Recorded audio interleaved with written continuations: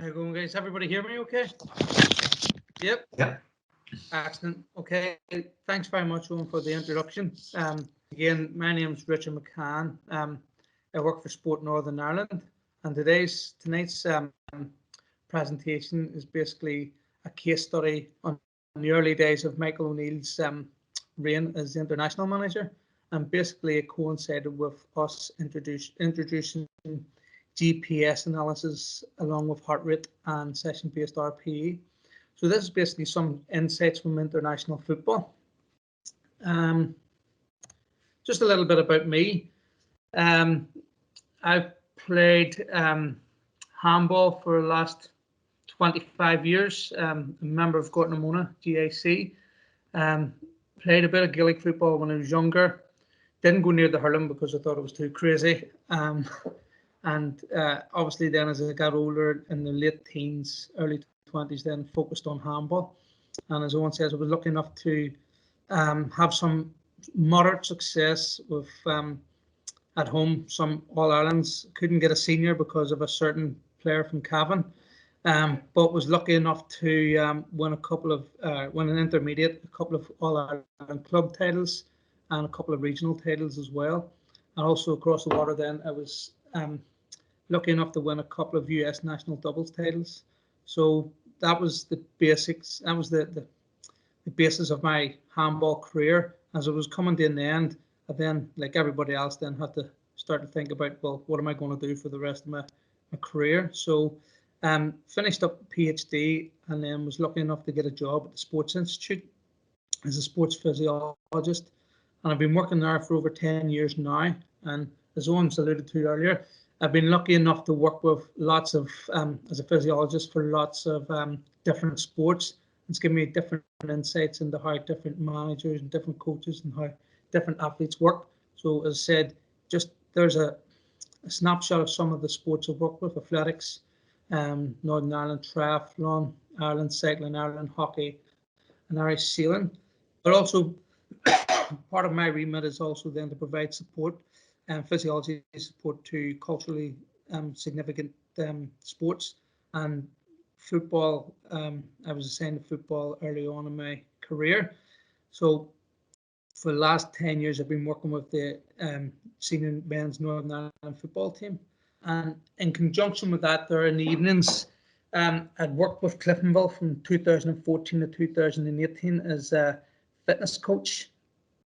And was lucky enough to be part of the backroom team to win a league and 3 league cups there. And then from Cliftonville joined Linfield in 2018, the current. And again, lucky enough to be part of that team that were with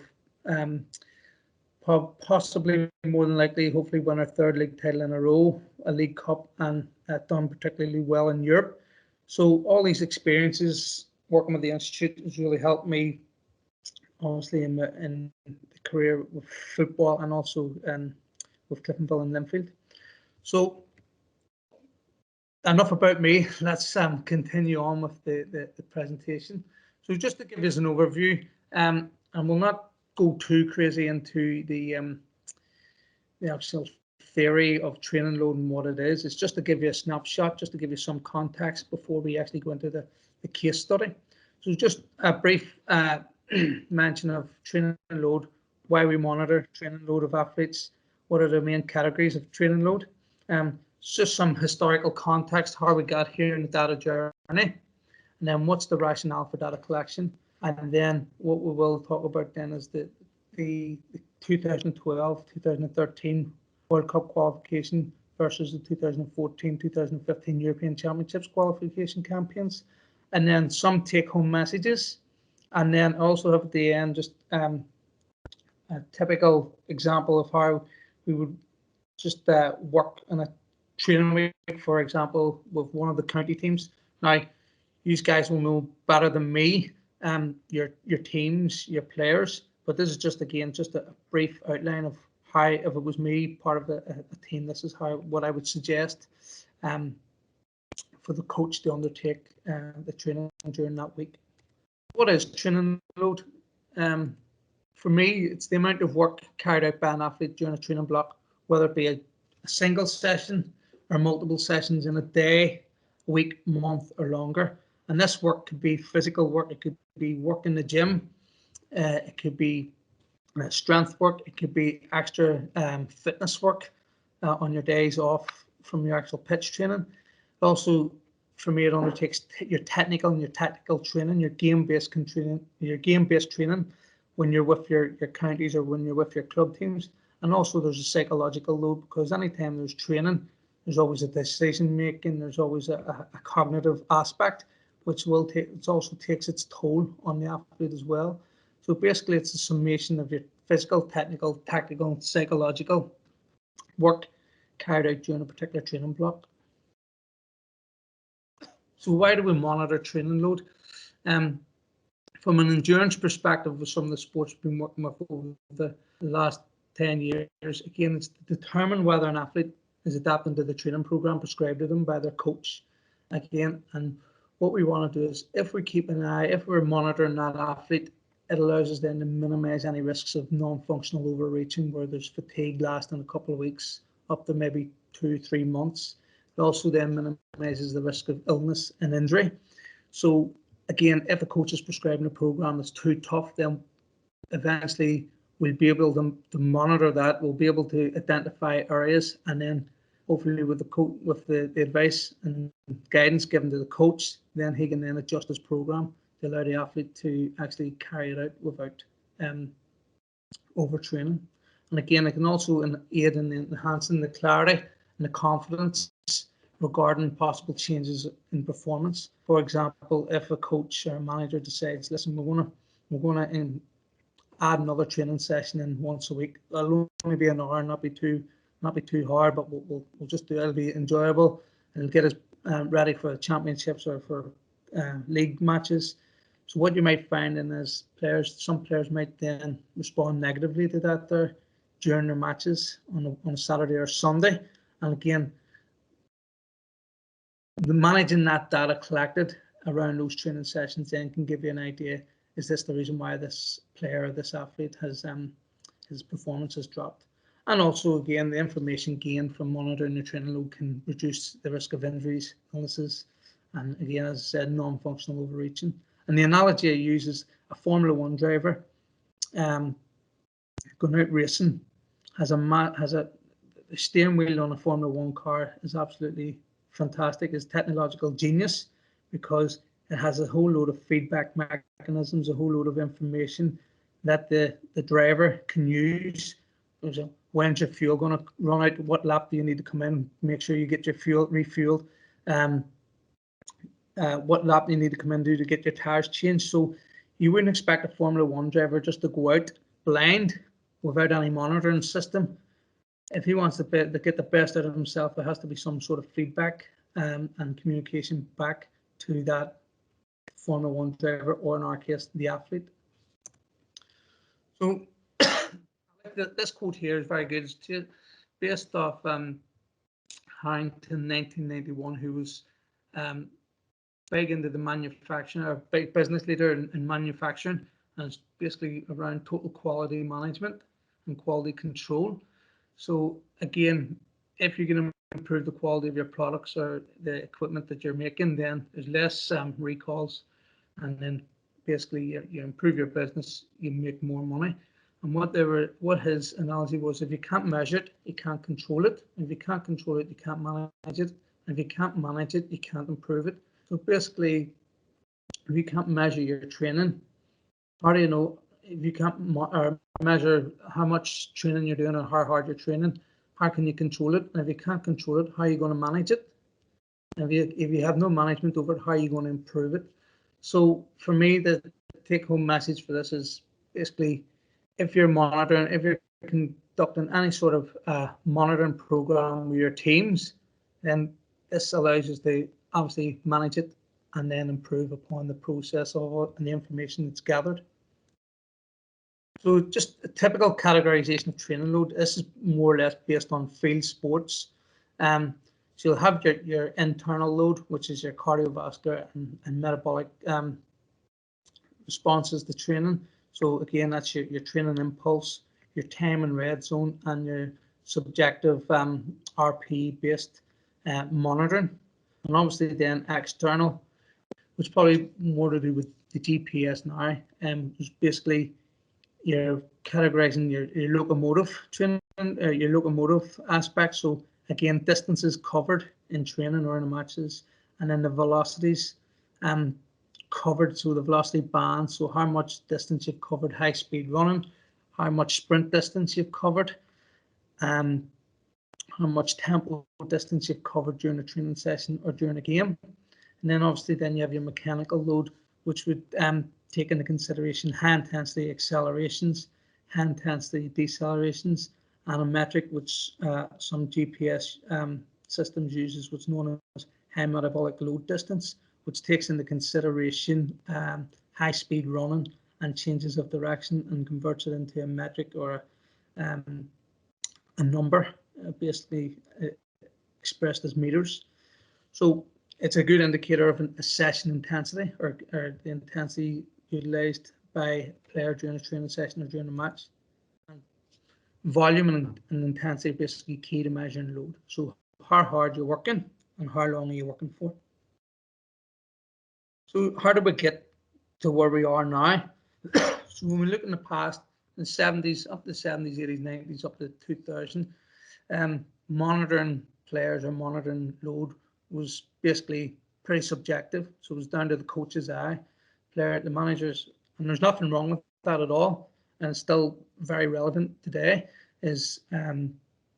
But back in those days when there wasn't the technology available, it was down to the coach's eye, is attention to detail, and also you would have had other coaches and managers taking notes that led to creative interpretation. And then as we come up into the 90s and the early 2000s, then we had heart rate based telemetry, that allows us to give us an indication of the internal load of athletes or players. Again, at this level, the quantity of data was pretty low, and the comprehension of that data was pretty low as well, because it's pretty subjective and was open to creative interpretation. And then as we got into the early part of the millennium, 2000 to 2010, there was the introduction of microelectromechanical systems.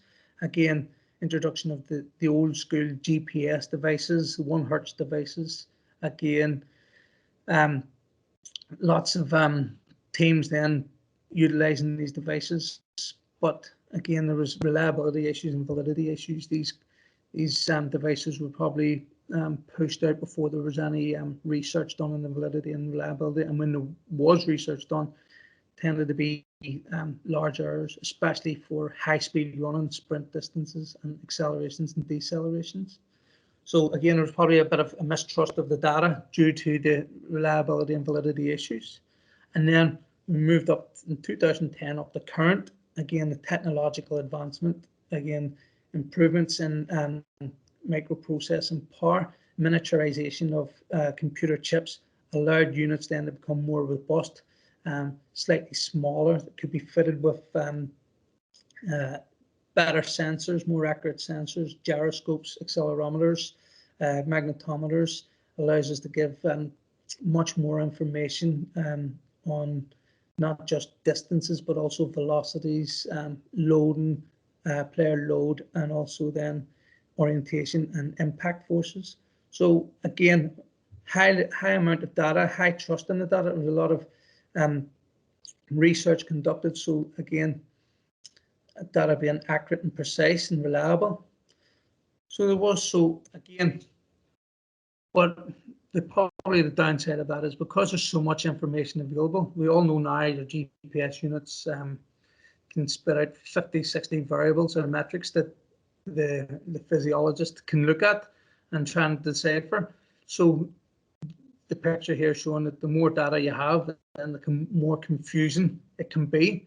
So it's, I suppose it's a skill for us is then to keep it simple, so that when we pass the data or have our meetings with the managers and the coaches, we need to keep it as simple as possible, while also making sure that the data that we collect, it informs the actual decisions that are being made on the pitch or made about plan and training, and how does it, with the data that we collect and presented to the coaches, how does it influence the coaching process, And this is probably the main part of my talk, is how the data we collected influenced Michael's coaching process moving forward from one campaign to the next campaign. So in 2011, December 2011, Michael was appointed the international manager. He had 3 friendlies against Norway, Finland and Holland before the World Cup qualification campaign started in September 2012. And again, as I said before, it was around that time that we GPS monitoring was introduced. Prior to that, there heart rate and session-based RPE was, along with wellness and CKs, creatine kinase analysis that we'll touch upon later on in talk, was used to monitor training load. So again, relatively new technology for me at the time and the other sports scientist who was working at Sunderland. So it was a bit of trial and error for us as well. So when we would get the data, we would download it, we'd produce a table, and we'd look at it and say, what are we? Well, all right, such and such has covered 6K today, such covered, oh, he's covered 220 meters high speed running, done 8 high intensity efforts. And we'll bring this to the manager and say, just need to be careful here. This player's done this. We spent 25 minutes in the red zone. And then Michael will go, what does this mean? Obviously, it was new to him, new to us. What does this mean? This doesn't mean anything to me. What's it in reference to? So we were lucky enough. So basically, light bulb moment. Well, what is this in reference to? So there has to be a reference to something. So reference to match load. So what do the players actually do in a game that we can use as a reference point? And we were lucky in the respect that the other sports scientist, Paul, was working for Sunderland at the time. Sunderland were in the Premier League, but at that time you weren't allowed to use GPS for league matches. However, they had collected a lot of data through reserve matches with players coming back from injuries, players that weren't playing, and over the 15-20 games, they were able to get an average total distance covered by the team. So it worked out just over 10.5K. And then the match intensity using high metabolic load distance was around about 2,000 meters. So this was our reference point to use moving forward. So if a player, particular player, done just over 5,200 or 5,028 meters, that percentage was around about 48% of match volume. And if he covered 816 meters HMLD, then it was around about 41% of match intensity. Pretty simple and pretty basic at the time, but it gives us an idea of an indication of a match volume and match intensity moving forward. So, excuse me. So when we looked at a typical outline of Michael's first campaign, obviously a new manager coming in wants to make an impression. He's coming from the League of Ireland football, where he's used to working with players every day. So he was, again, what he wanted to do then was maximise his time on the pitch with the players. So we could see here, the player played a club match on Saturday, Sunday would be a travel day, and then Monday would be a training. We'd train either in the morning or in the afternoon, depending on if players were playing on Sunday, and then we'd have maybe an afternoon session. So we would, and then on match day -3 Tuesday, we'd do a double session. So we'd do a session in the morning, and then we would and do another session, a later session in the afternoon, later in the afternoon. And then match day -2 Wednesday, we'd do one session, and then on match day -1, would do near enough I wouldn't say a double session, I would say a split session. And that was where the players would train early in the morning, be more tactical focus, and then in the evenings they're required to go to the stadium. Whether they're required to go to the stadium, whether it be a walkthrough, because there's normally interviews, manager and the captain have to give a press conference. So that gives the players a chance to get familiar with the pitch and get familiar with the stadium. So what tends to happen is that once they're out on the pitch in the evenings, day before a game, under the floodlights, bit of competition, and then they're working harder than normal. So if we look at the loads, Worked around about 5k on the Monday, near enough 10, 11k on the match day -3, 5.5k on the match day -2, and then near enough 8k on the day before the game. Now this is just when we look at it more in depth. We can see here match day -2 and match day -1 are the highest volume days, and also the highest intensity days. So you can see here near enough 96% of match volume in match day -3.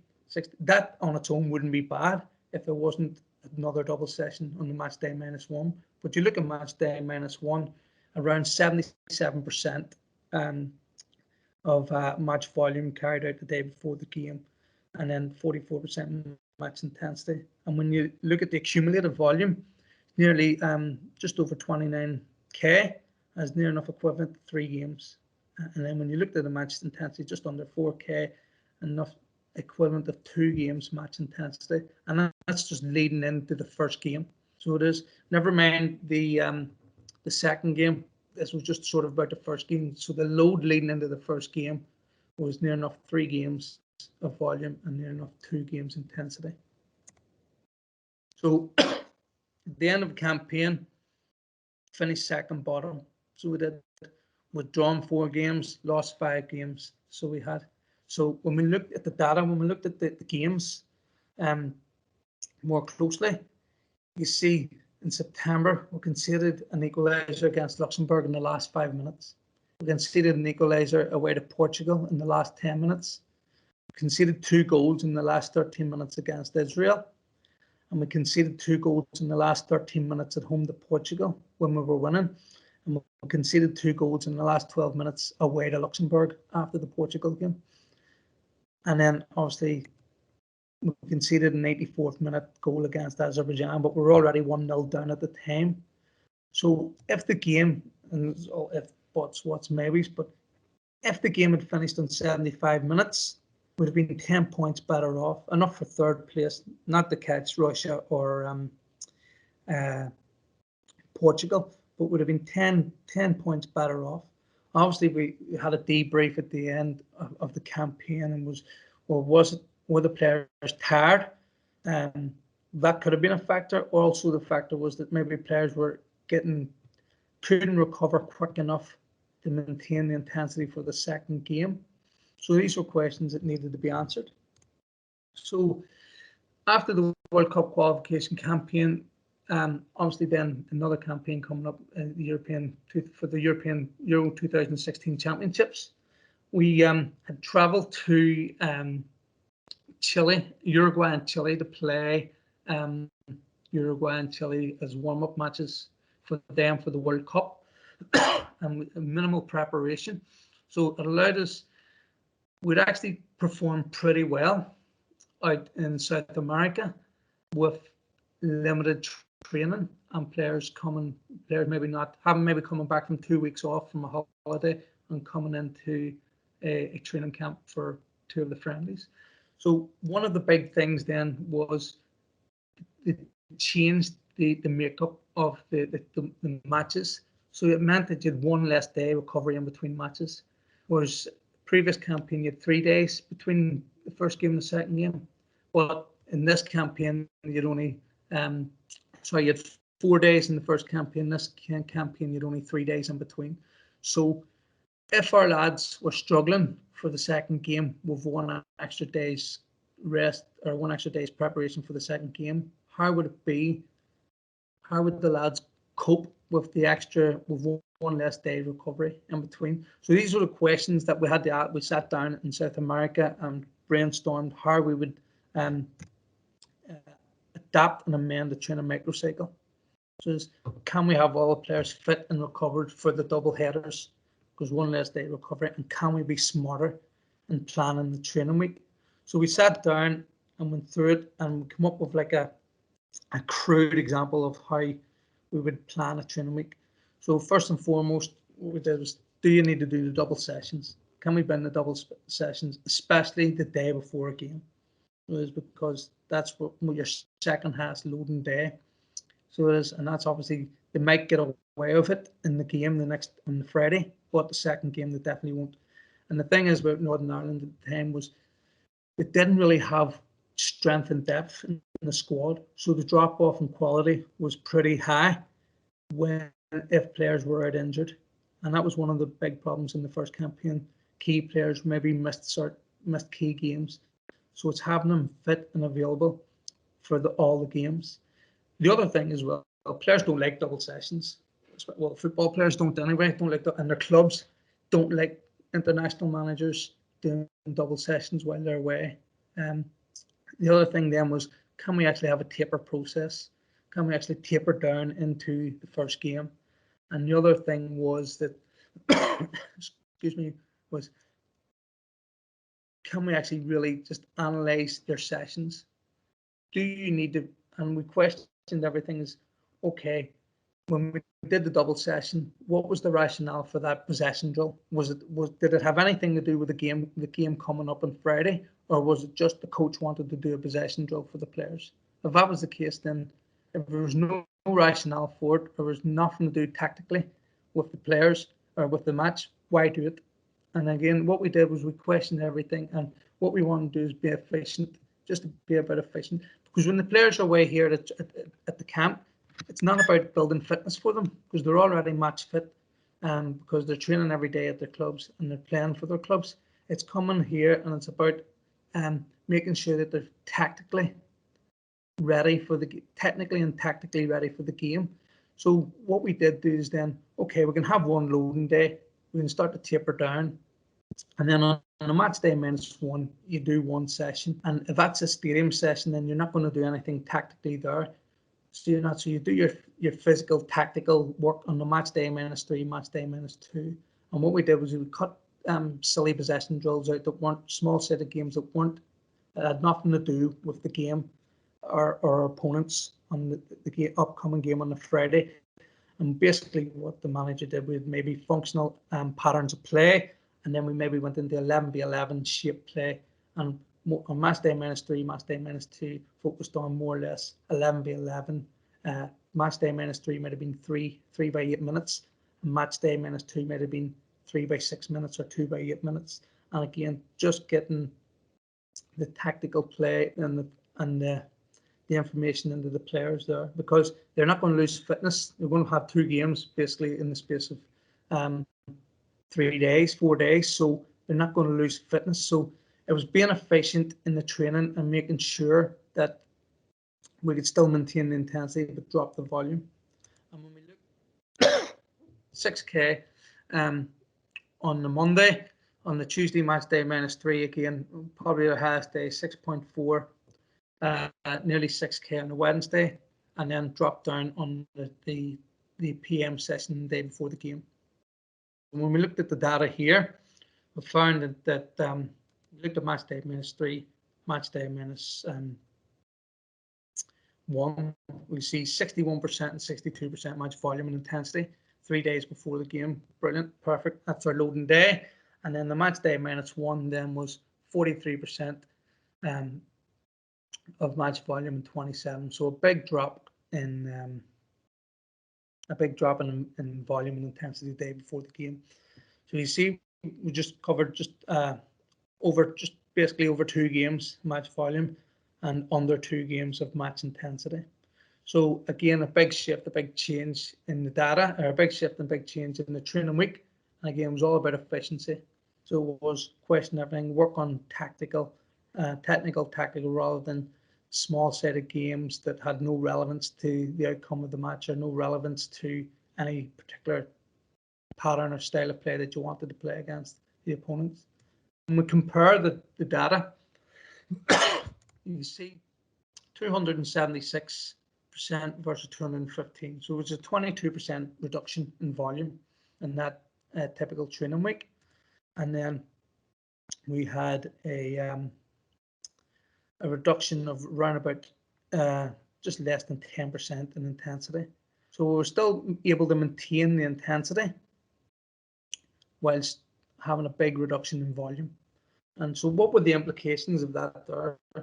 As I said before, every day, sorry, I'm just going to delete or minimize this here. So every day every morning the players get up with breakfast, then they'd have their breakfast, and then they would come out and they would fill in their wellness questionnaires.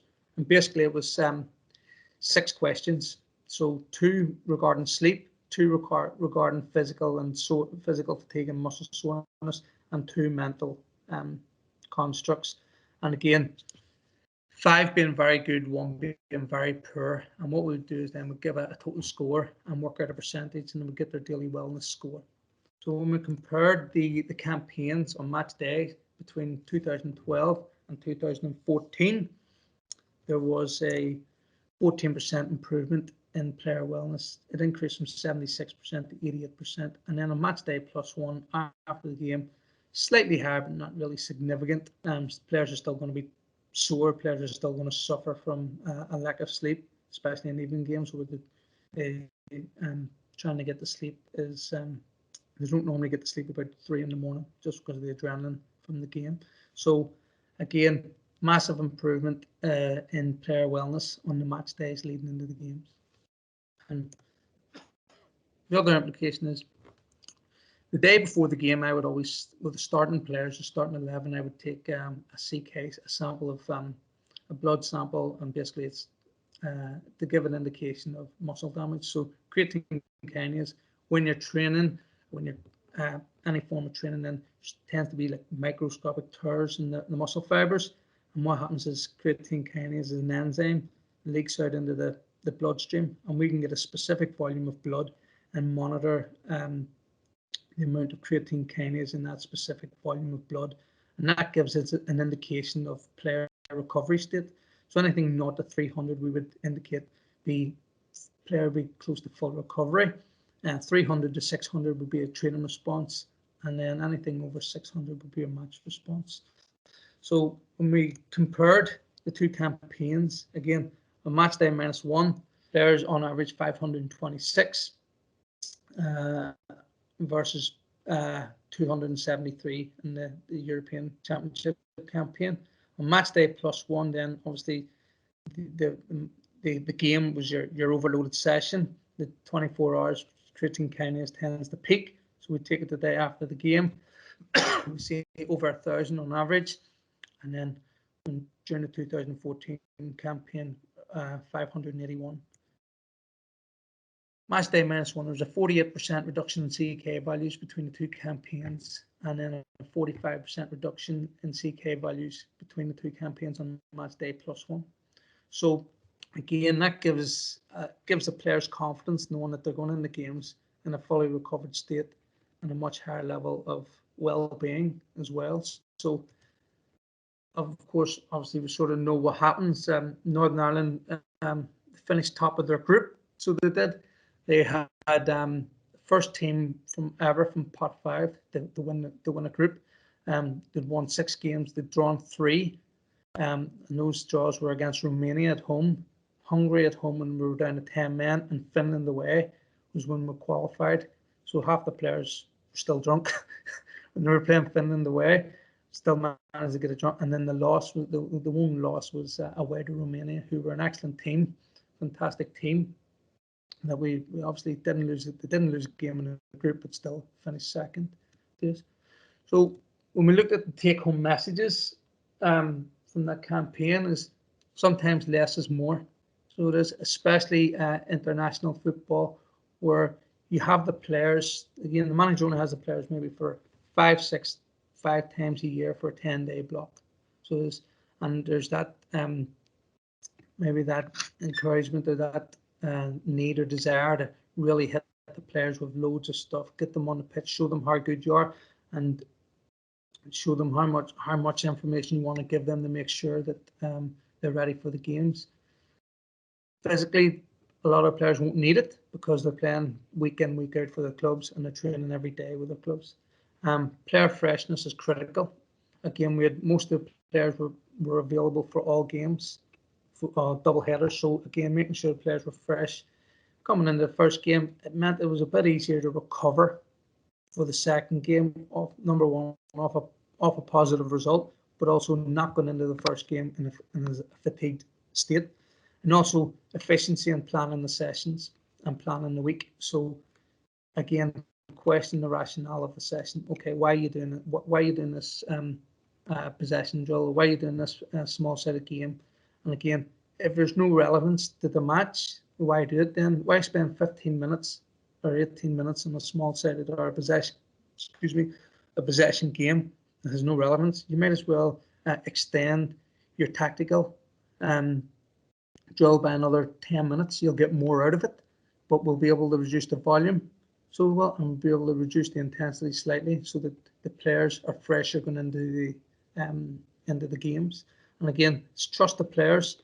And obviously, as the campaigns progressed and Michael got to know the players and the players got to know Michael and know how they wanted to play, we could be really, really efficient. There was times like the training week leading into the game might have only been like 18k because he trusted the players. The players knew how they wanted to play, how the manager wanted them to play. So at times he didn't need to, he trusted himself. At times he knew, right, session's over, 55 minutes, and that's it done. Well, you just go in, get showered, get changed.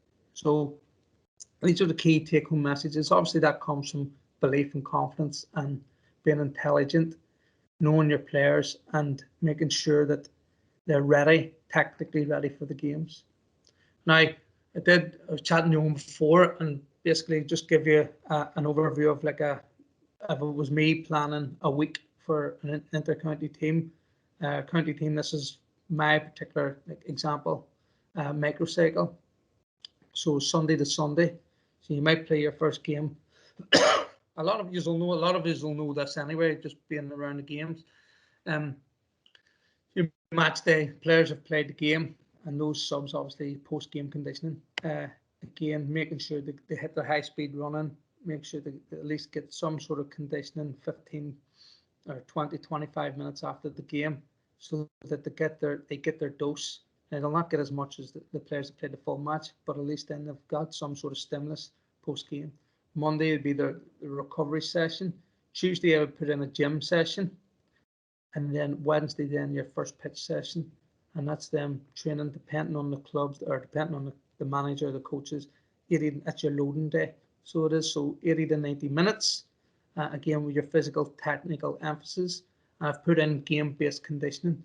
So obviously now coming out of lockdown, a lot of players will have been doing their own individual training, generic training, they're running their gym-based work. So for me now, a lot of the conditioning should be specific game related.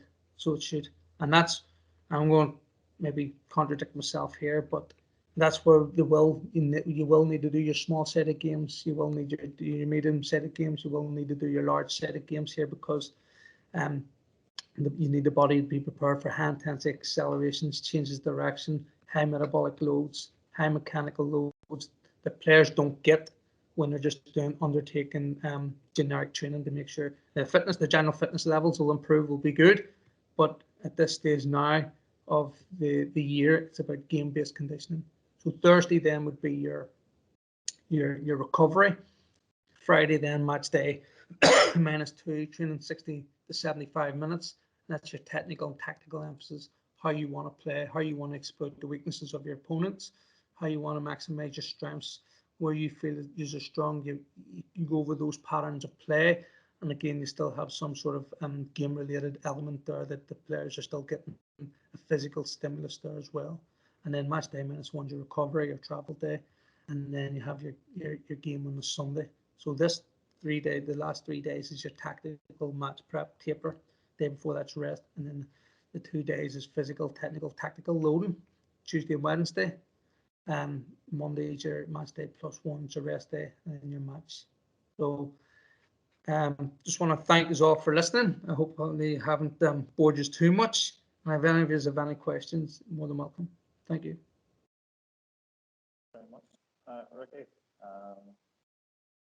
One question in the taskbar there, but I'm going to jump in and ask one before we start. Look, obviously with the development of technology, as you alluded upon there, over the last maybe 10, 20 years, what do you kind of see is going to be further developments going into the future? You know, how is technology going to evolve?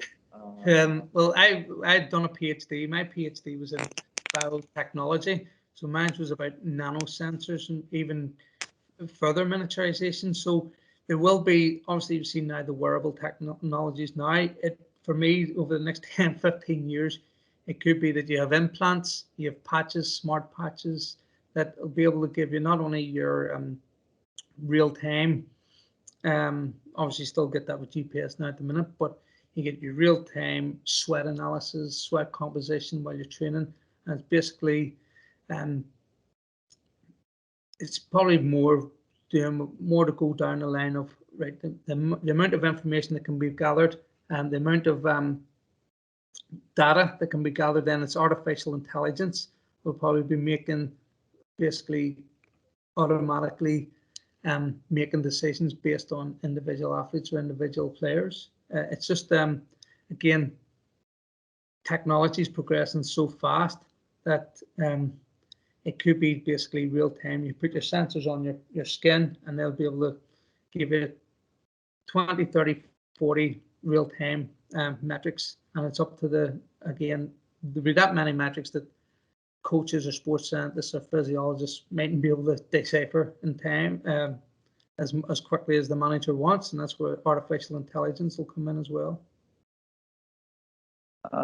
Eugene had a question there. Eugene, do you want to ask? Just on the wellness score, Ricky, is that a questionnaire you've made up yourself, or is there a that's from McCann 2007. Again, there's that many wellness questionnaires in the literature now, but this one was from McCann 2007. I like this questionnaire because basically it gives you 2 metrics of sleep, 2 quality and quantity, give you 2 physical metrics in terms of physical fatigue and muscle soreness and tightness, and then it gives you 2 mental constructs metrics with mood state and mental fatigue. And it's weird because obviously you find players' moods change throughout the day, or if for example on a Friday morning when the players more or less know the team, on the Thursday then when the players are coming in on Friday, then there's certain players will maybe hit the moods of 2 and 1s because they're not in the team and they're not happy. So again, you'll find then players will be after a game where they're absolutely shattered the next day, they'll come in, their sleep quality has been great, but they've only slept for 4 hours, 5 hours, and then physically they're battered, muscle soreness high, but their mental fatigue might be excellent and their mood state will be excellent because they've won the game or they've got a positive result. So it's just, again, knowing your players, again, working with the players over the last 10 years. Certain players, then you know, one player might always just give 3s. 3's okay. That's his normal score. So it's, again, what you find is as we progress, then we sort of individualized each player's wellness scores or their average wellness scores leading into games. And it's the same with the CKs as well. We do know, for example, one player's baseline might be 90, and as the max he'll get after a game will be 400, whereas another player's baseline might be 300, and he'll get up to 800 or 1,000 after a game. So the more data we collect, then it gives us more information about the individual. So it becomes more individualized. I think, Ricky, if you don't mind me just following on there, it was a question about around the management of the data that you gathered. Obviously, you're dealing directly with the players on this, on all of the issues. Yeah, that's the first thing, I suppose. Yeah, with the players, that it's not really, we don't really deal with the players. We'll get a report. We'll send a report. For example, this is like maybe a typical report now that we'll give to the manager. We'll keep it simple. Again, what the training day was, what the volume was. It was moderate, the intensity was moderate, percentage of match load and percentage of match intensity. And then obviously the training outline, what the internal load was, and then an example of total wellness for the players, and just give a brief comment, and then what the average of the session was and what the max was, and we'll have that conversation. It's more the conversations with the manager and with the coaches rather than the players. The players the players will come and say, well, what did I do, but that's it. There's no real any more conversation about that. They'll just want to know what they did in training, and then they'll go back playing table tennis or go back playing pool, and that's it. Whereas more of the discussions come with the manager and the coaches. So Right. because what happens at every night, there's like a medical meeting with the manager. So we'll have a chat with the physios and the doctor and myself and strength and conditioning coach will sit down and have a chat. We'll go through, is anybody feeling any illness or any tightness, soreness from the day's session? Well, here's the data from the day's session. We'll discuss it, and then the manager will arrange to meet the manager around about maybe 9:30 in the evening, and we'll go through the next day's session, what he's planning. Here's today's loading. What are you planning for tomorrow? And the physio might come in and say, listen, just need to be careful of Johnny Evans. Obviously, his club's reported that he's got calf injuries. We might need to take him out of certain parts of the session to make sure that he's available or fit for the game on Friday. So it's just that discussion and it's that communication with the manager and building that trust and that rapport with the manager. We did a wee bit of research with Randox and with the Down senior footballers a few years back now, maybe 4 years ago. And part of that was taking bloods, obviously pre and post the session. Yeah. How do your players react to taking their bloods? Well, that's I think we did present the CK. I use it now as a confirmation that the players are recovered. Used to be that because we're only doing it maybe twice, 2 or 3 times at camp, and I only just sort of keep it for the starters rather than the whole squad because it can be annoying. The players can't get annoyed about it and get ratty, but it's got this stage now where you take the blood, the players just texting me, well, what's my CK? And again, I use it as a tool to try and make sure that the lower the better and the more recovered you are. So it's just trying and frame it and spin it in a positive way so the player, listen, how are you feeling? Feel decent? Yeah, well, your CKs are 210, you're perfect, good to go, right, brilliant, ready for tomorrow. And then what we then do is obviously after the game on the match day +1, we'll take it and we'll say, right, your CK's 1,000. It's higher than normal, right? You get your massage, you get your ice bath the next day. Then you're not going to train. You're going to do passive, gentle, active recovery, bike, stretch, foam roll, pull, and then the player might say, listen, take it again, see where I'm at. Drops down to 400, 500, right? Brilliant. And then that player might then come in. We'll take it on match day for the second game, see where I'm at as well. And then it'll drop down to close to where it was prior to the first game. And then that's a positive reinforcement for that player that he's undertaken the appropriate recovery protocols so that he's going in and he's ready, fit, fresh, in a recovered state going into the second game. I suppose given, this is my last, and then somebody else can come in here. Given our backroom setups, I don't think all of our teams would have physiologists. Is it something another member of the backroom team could do? I'm not saying, I'm not on. No. Could be a physio or a doctor. Or, yeah. Again, if you have the equipment, and it's just training staff members up on it, and it's just having that knowledge and experience of then how you're going to interpret the results. Yeah. But again, there's always the confusion of like sports scientists, physiologists. Sports science falls under the umbrella of strength and conditioning, physio, physiology. So that covers the whole umbrella. So it does, whereas physiology is like a separate profession on its own, similar to what S&C would be separate on its own. But again, in regards to anybody can be treated, it's just then getting the knowledge and the experience of being able to interpret the results. Yeah. Thanks, Ricky. Not a problem. Brian Laverty has his hand up there. Brian, do you want to ask your question? Yeah. How you doing, Ricky? That was a brilliant presentation there. No, it's just I seen in one of your game week plans you talked then about the substitutes doing basically the work after a match. Do you have a standard time or distance that players are asked to cover after a game, or is that based on their average or anything like that? I can talk more about this with when I'm working with the Irish League teams. So what I tend to do is I'll try and get 15 minutes work out of the guys. So I'll do a generic 8-minute standardized warm up, and I have like what's known as an 8-minute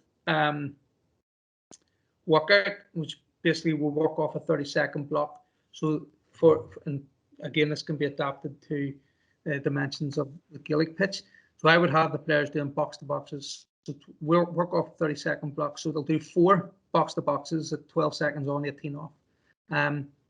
They'll then straight in do 4 penalty spot to penalty spot in 15 seconds with 15 seconds recovery. And then they'll go and do 4 6-yard to 6-yard with 18 seconds on, 12 seconds recovery. And then they'll do end line to end line, 20 seconds on, 10 seconds recovery. That tends to, you always sort of try and hit 800 to 1,000 meters of moderate to high intensity running. And again, based on my experiences with football, you sort of have to manage the players. Because if players aren't playing and they think that we're going to get on and haven't played, then it's basically trying to manage them. Listen, come on, wait, we'll do it, run off the anger. No, sometimes I'm not doing it. No, they might throw a strap because they thought they were playing and then take a hop and they don't want to do it. But my question is, don't give the manager ammunition then to make it easier for them next time. Come out, be professional, keep doing your work, and then you're ready for the next game coming again. Because the more times you skip those opportunities for a bit of conditioning, then you tend to fall behind, especially if you're not playing as much as you'd like to.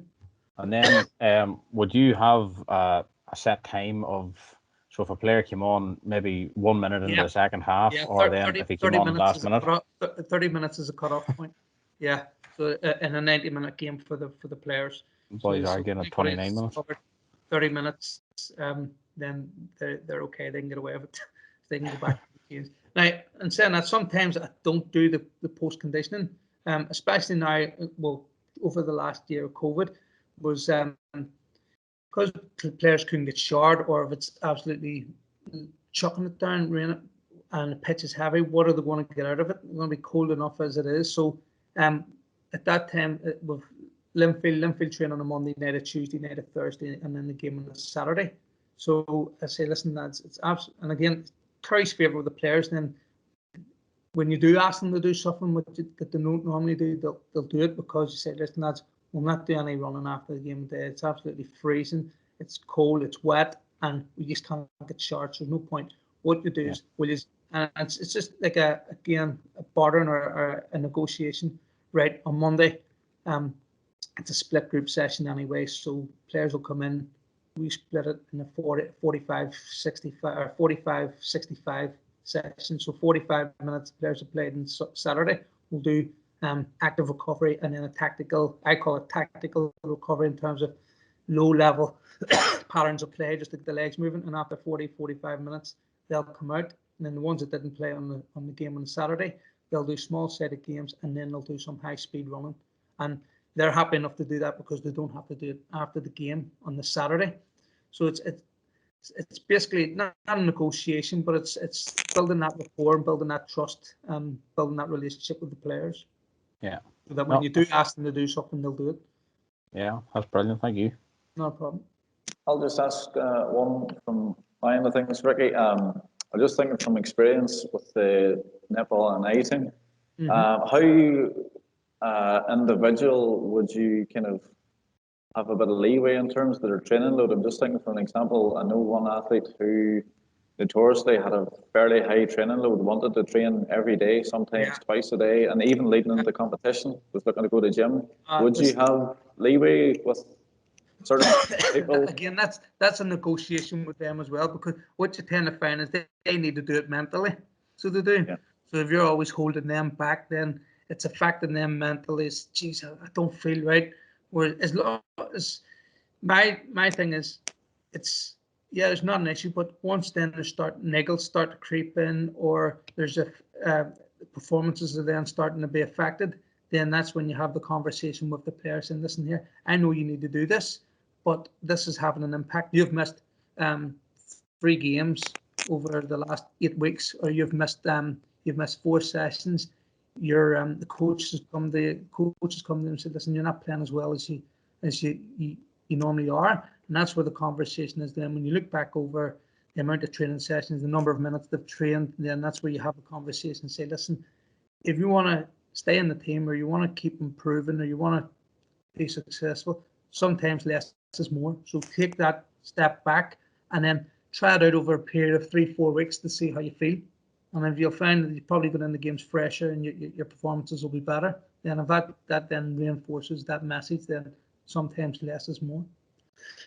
GA circles as well, like sometimes we can get caught up in training nearly too much. Well, and that's the thing, especially now, coming into the National League and the champ. It's near enough like kids cramming for exams. I haven't done enough. I need to do a bit more. And it's just that maybe that anxiety is last thing you want to ever be sort of labelled, oh, your team wasn't fit enough. You know what I mean? And sometimes then it's probably not about fitness, it's about freshness. Are the players fresh enough going into games? I remember Cliftonville last year, having conversations with the manager. The manager liked to do a real tough session on a Thursday night. Now, the players were, it would be grand if the players were professional players and they didn't have to work and climb up telephone poles and maybe go out and dig roads on the Friday. But he wanted to do a 9v9 oversized game for 30 minutes on a Thursday night to get ready for Saturday. And then players are coming and saying, on a Saturday, I'm sore. They're actually going into games sore. So they are. And you get away with it for only so long. Either what happens is you'll end up losing games or the players will end up getting injured. Both tends to happen. And what I've obviously found as well, obviously working in Irish League, is knowing your players in terms of what to do, what they do as a job, as an occupation. Because we have like one player travels 80 miles from Enniskillen up the train and then travels down after training. So on a Monday, if he's played on a Saturday, on a Monday, which is basically a recovery session, there's no point in him coming up. You know what I mean? Because he's coming up an hour and 10 minutes up the road to do a warm up, we'll do a jog, we'll do some stretching, do some mobility work, we'll do a bit of passing. Right, I'm finished after 45 minutes. And then he's getting in his car and driving over an hour to go back down home. You may as well stay home. So, and the manager's been smart that way as well. So listen, you don't need to come in on Monday. If it's now if there's a game on Tuesday, you need to come in because we'll do some tactical work. But you don't need to come in on the Monday all the time because it's defeating the purpose of the recovery. By the time you get out and get home at 11:30 at night, and you're stiff and sore from being in the car for 3 hours during the day. Plus, you've been climbing up telephone poles as well. So it's just being smart and knowing your players, and it's having to trust the players to not take advantage of it, but also trust yourself that it's the right thing to do. It's the right call to make, and also it carries fear. Again, it gets the players on side. It builds that trust with the players. Folks, any other questions?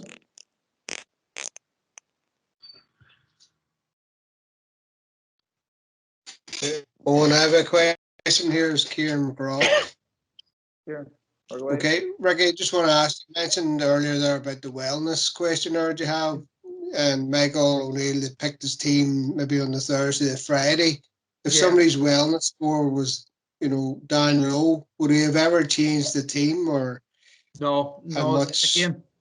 Again, players would have an idea on a Thursday what the team is. Now it's never been announced, but when say the manager's doing tactical work or he's going 11v11 and he's working on a certain tactical element, that you normally have your strongest team out.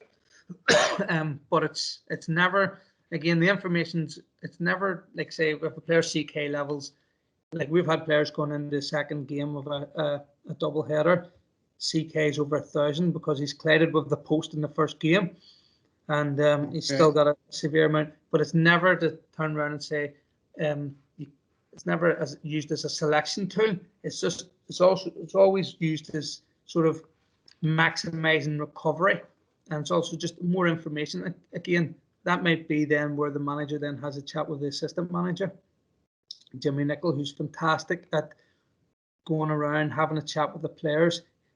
Basically, his role as well at the time, players that aren't in the team, his role then to be involved with them. It sounds silly, but it works fantastic to keep them happy, to keep them engaged. Again, when just like when Michael took the squad, when he picked the squad to the Euros, he had split it up into 4 quadrants. So he did high output, high maintenance, low output, low maintenance, high output, low maintenance, and low output, low maintenance. So again, those high performers or maybe were high maintenance were coming. He was saying, right, pick 16 players that are going to be in the squad and 4 people that you like, 4 players that you like, because they mightn't be part of any of the team, any of the squads playing in the games, but they'll be positive around the changing room. They'll be positive around the group. They'll not sulk, they'll not huff. They'll be good training players for when there's 10v10 or 11v11. And it's one of the reasons why Frank Lampard, Roy Hodgson at the time during the World Cup had dropped the likes of Ashley Cole, Frank Lampard, didn't take them to the World Cup. There was an outcry. His rationale was these are top level players, have big egos, and rightly so, because they've played X amount of games for England, but they weren't part of his plans. They weren't part of his plans to start for England. So if they're not going to start for England and their egos are that high, then they could cause problems in terms of not being happy and not playing, and then the quality of the training suffers because they're not engaged in it.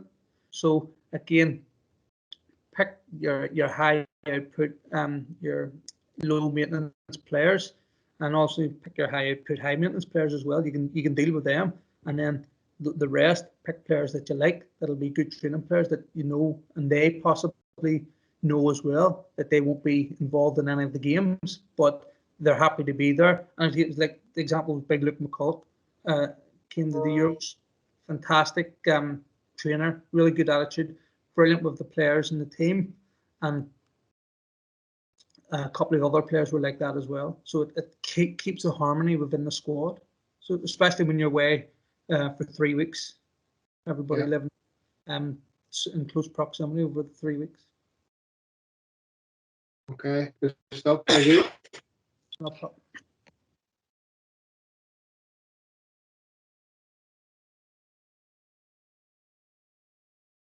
You're on mute there, Owen. I think that's us now. Look, I think we'll finish off. We'll say a big thanks to Ricky. Some of the information there and the experiences that he's had shared with us. Fantastic, and hopefully we can take something away and develop that into our own scenarios. So yeah, thanks very much, Ricky. Thanks very much, guys. All the very best.